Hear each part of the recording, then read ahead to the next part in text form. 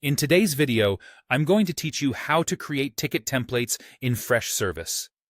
By the end, you'll know exactly where to find templates, how to set them up, and how to make them useful and easy for your team to adopt. First, head to the Templates section. From your Freshservice admin area, open Admin, then go to Service Desk Settings and choose Form Templates.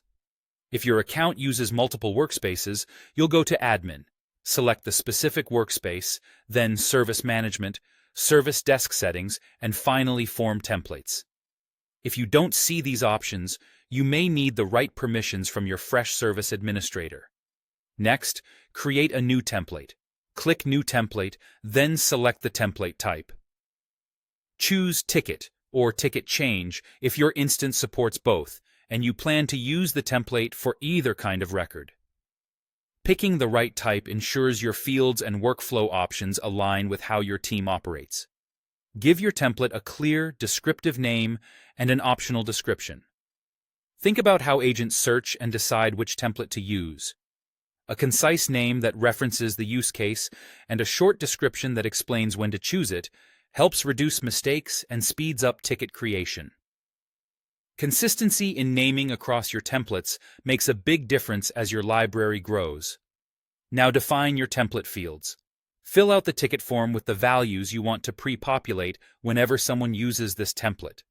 You can set default fields like priority, category, and subject, and you can also fill in any custom fields your team has added to the ticket form.